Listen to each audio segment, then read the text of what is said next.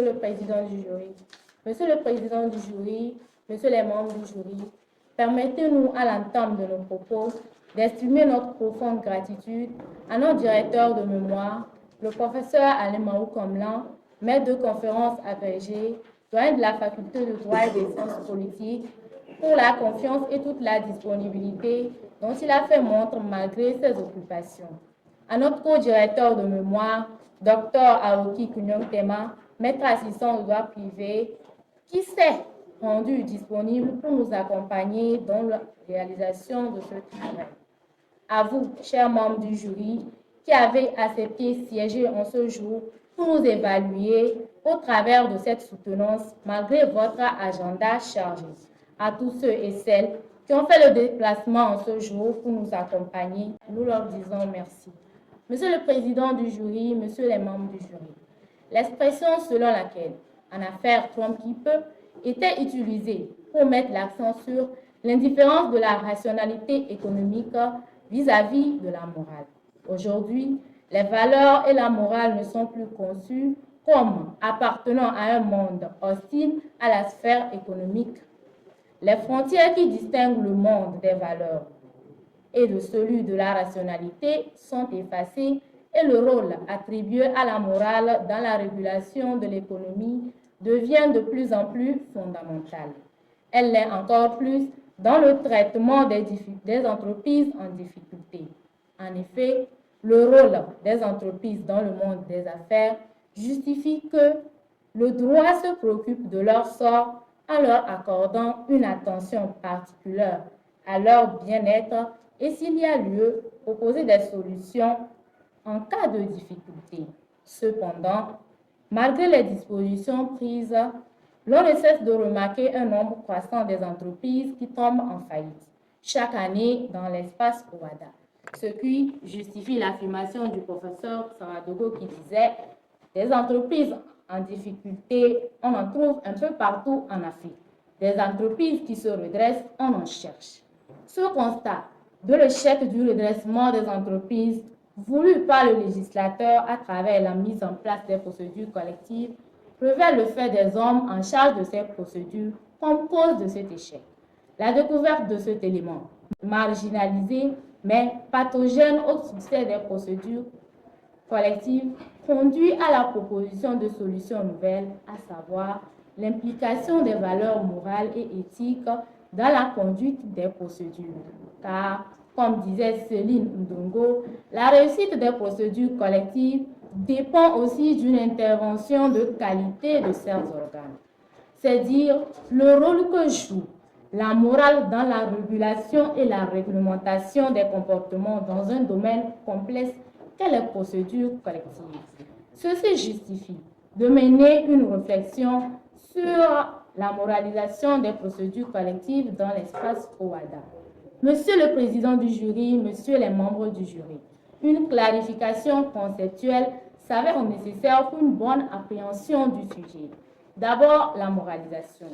Il faut préciser qu'elle est une notion non juridiquement définie, mais d'une manière générale, elle est dérivée du latin moralis, qui fait référence aux mœurs, ou plus précisément à la morale. Au sens littéral des termes, la moralisation traduit le fait de moraliser quelqu'un ou quelque chose, de la rendre plus conforme à la raison et de la soumettre à des principes et valeurs moraux qui doivent guider toute action humaine. La morale désigne alors l'ensemble de normes, de règles, de conduite propres à une société. La moralité, quant à elle, désigne le comportement qui caractérise en bien ou en mal une personne dans une société. La morale est souvent identifiée à tort à l'éthique, qui se conçoit comme l'ensemble des principes qui sont à la base de la conduite d'une personne. Dans le cadre de notre étude, la morale et l'éthique pourraient être employées comme synonymes, car la moralisation désigne pour cette recherche un processus qui vise à inculquer ou à renforcer des valeurs morales et éthiques dans les procédures collectives. Elle implique donc le respect d'un comportement vertueux, juste et respectueux des normes et philosophies contenues dans les dispositions de l'acte uniforme relatives aux procédures collectives d'apurement du passif. Les procédures collectives, pour leur part, désignent l'ensemble des procédures juridiques permettant de gérer et de régler les difficultés financières et économiques des entreprises pour lesquelles elles sont ouvertes. Monsieur le Président du jury, Messieurs les membres du jury, le présent sujet est intéressant à plus d'un titre.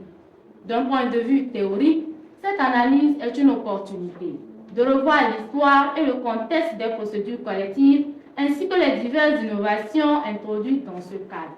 C'est également l'occasion de mesurer l'impact de la morale dans les procédures collectives qui se traduit par la réglementation de la conduite des intervenants et la nécessité du recours à la transparence comme pilier fondamental dans le processus de résolution des difficultés. D'un point de vue pratique, elle permet d'assurer l'éveil des consciences sur l'impératif d'assainissement du monde des affaires et la garantie des investissements et la confiance des acteurs du monde des affaires. Monsieur le Président du jury, Messieurs les membres du jury, l'objectif de la présente étude, qui est fondée sur une approche documentaire et analytique, vise à faire le point de la moralité qui est mise dans le déroulement des procédures collectives en servant comme repère d'analyse les différents acteurs qui interviennent dans les dites procédures. La question fondamentale qui s'est posée dans le cadre de cette recherche est de savoir comment se manifeste la moralisation dans le cadre des procédures collectives. Monsieur le Président du jury, Messieurs les membres du jury, s'il est nécessaire d'établir des règles pour réglementer un domaine, il s'avère aussi nécessaire de s'assurer de la bonne moralité des intervenants ou des personnes chargées de conduire et d'appliquer ces règles. Ainsi, il faut noter en termes de démarche que les procédures collectives étant animées par les acteurs, la moralisation de ces acteurs passe d'ailleurs par les exigences de moralité. C'est d'ailleurs ce qui justifie l'approche visant à appréhender la moralisation dans le comportement des protagonistes aux procédures d'une part et la moralisation dans le comportement des intervenants d'appoint d'autre part. S'agissant des protagonistes aux procédures, à savoir le débiteur défaillant et les créanciers, la moralité s'analyse à l'ouverture et dans le cours des procédures.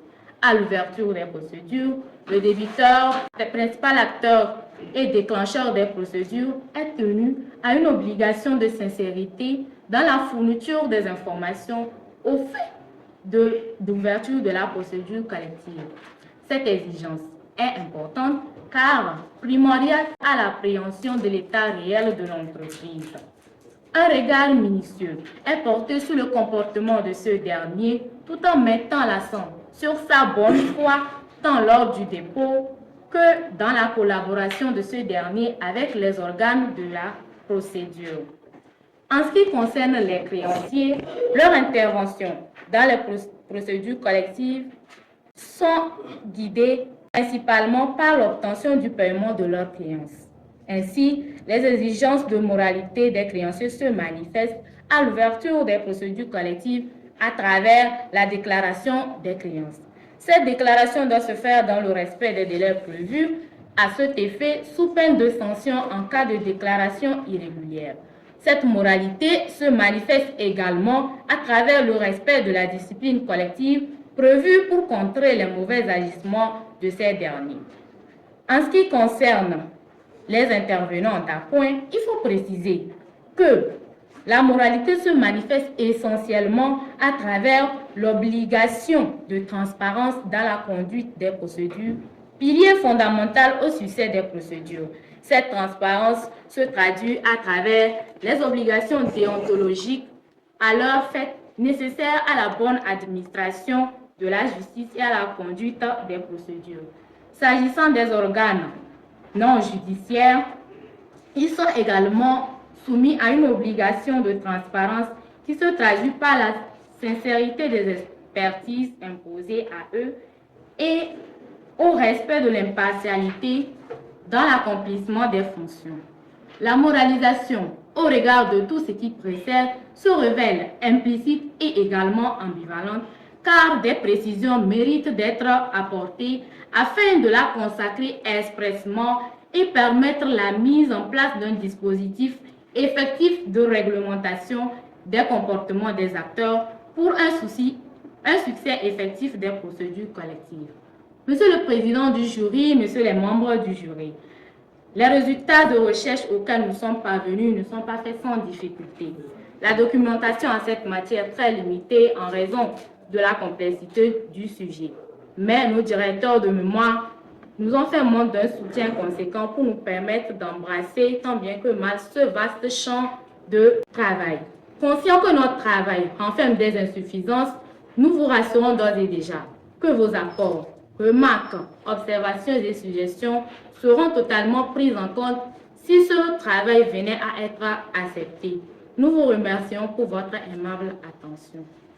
Madame Bonjour et Sonia Sam Logis, vous avez présenté ce jour, vendredi 10 janvier 2025, et défendu vos travaux de recherche portant sur la moralisation des procédures collectives dans l'espace OADA, dans un jury, devant un jury composé des professeurs sûrs.